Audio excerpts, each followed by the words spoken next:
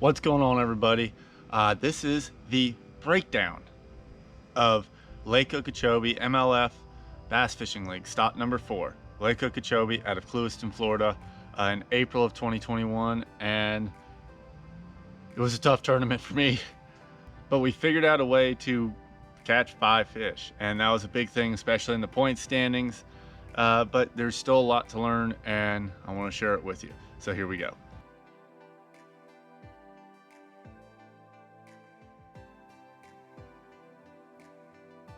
So first of all, practice there. I was having issues finding anything in practice. That was actually my very first time ever on Lake Okeechobee, and it was overwhelming.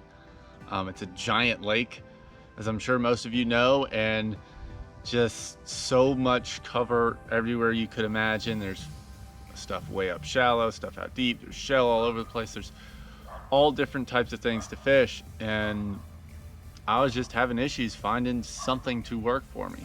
On my very first day of practice, at the very first stop I had 2 bites in.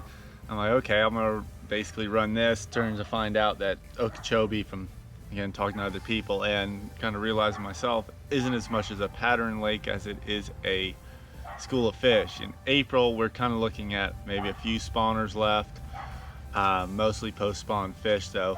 Probably bluegill spawn and shad spawn was my thought, and just couldn't find anything to really dial in. I tried everything from, traps on the outside lines to flipping way up shallow and punching, and just nothing I could get dialed in for this trip.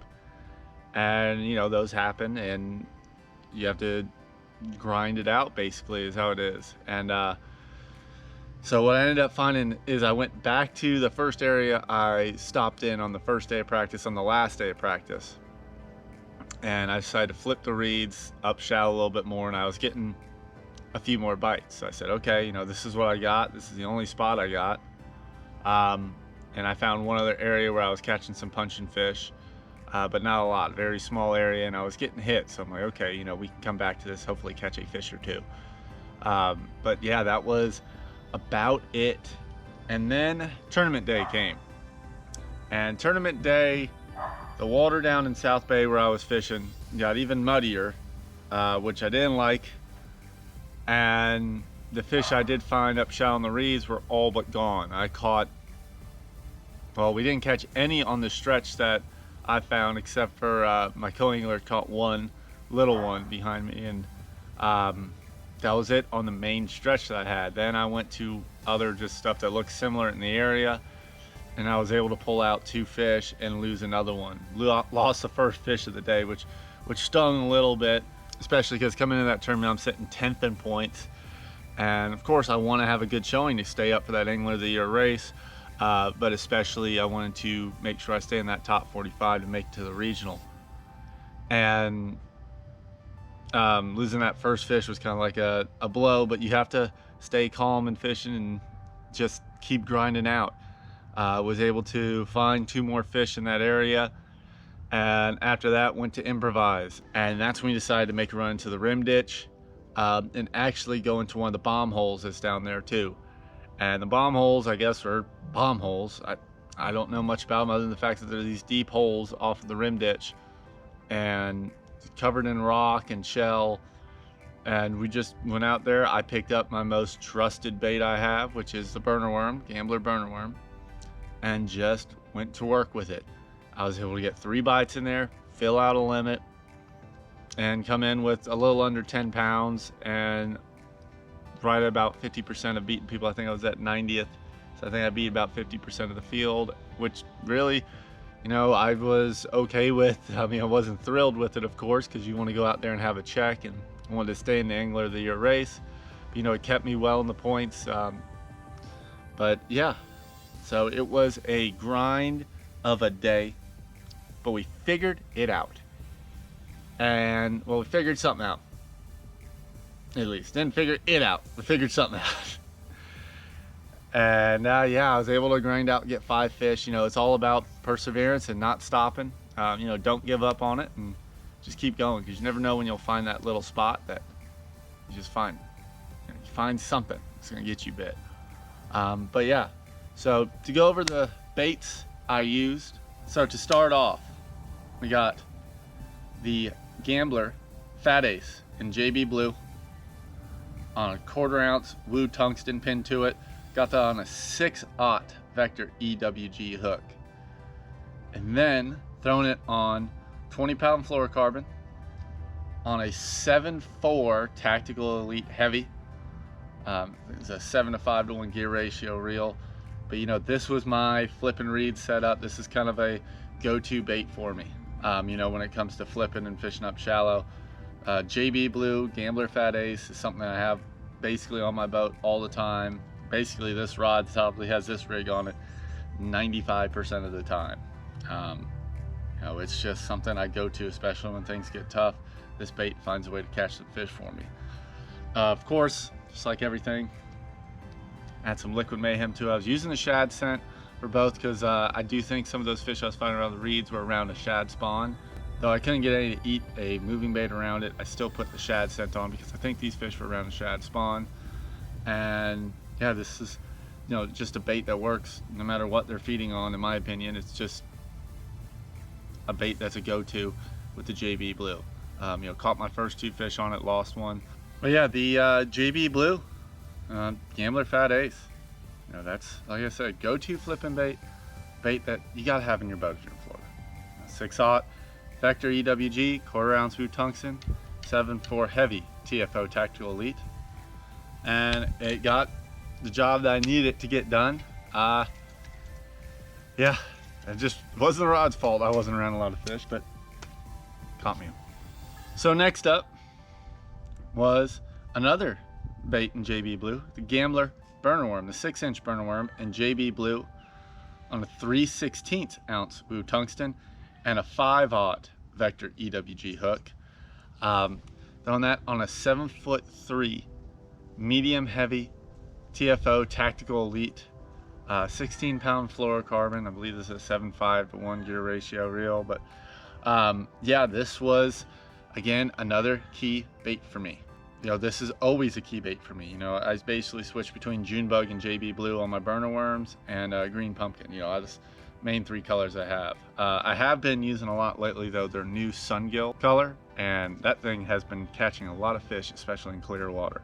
So that's something to check out too. But you know, this JB Blue burner worm, just, it's something that always catches fish. Again, I just love the JB Blue color. Junebug is something else.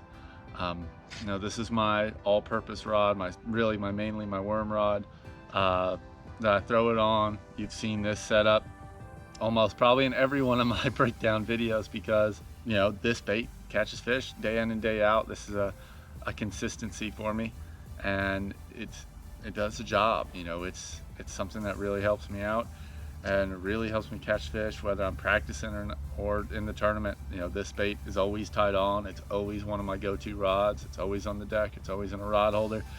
It's always ready to go. And that's why I always take a Gambler burner worm with me. So working it wise, again, this is where I caught most of them in the bomb holes. And I was basically switching between twitching it, hopping it, and dragging it. Got most of my bites just straight dragging it. And one thing I love when you're dragging this bait is you get this tail going, you know, a lot, even when you're dragging it, and then you kill it and let it sit. And a lot of times it was, while it was killed, the fish would come up and eat it. Again, you know, something that always helps, Liquid Mayhem. You know, again, the shad scent was putting it on there for, you know, after every fish, add a little bit more. And yeah, I mean, I have plenty of slim tubes of this stuff in my boat now, just from using it over the last year. I guess a year and a half I've been using this now, just about. So, but yeah, this stuff catches fish. I mean, it helps you a lot, especially when it gets tough. You know, and you gotta basically go with the bait you trust, go with the hooks you trust when stuff gets tough. You know, like it was, I'm gonna go with the bait I trust and the hook I trust. You know, this 5/0 Vector EWG, you gotta stick every fish you have. This is a great hook to have on there. And you know, not a lot of bites, but make them all count. So yeah, Gambler burner worm, again, just dragging it on the bottom was the main bite. I think I got one of them kind of hopping a little bit more.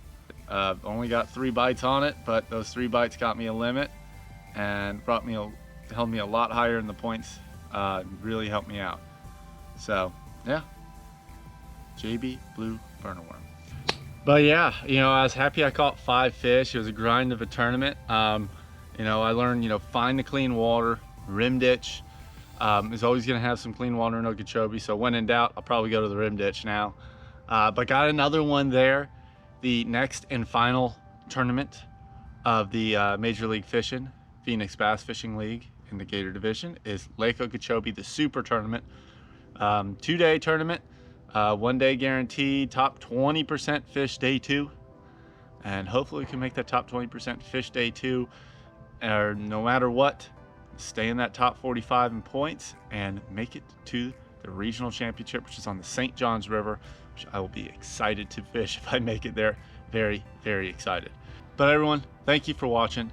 If you have any questions, comment it down below. If you have any ideas that maybe I should have tried, or something that you like to do on Lake Okeechobee, comment it down below.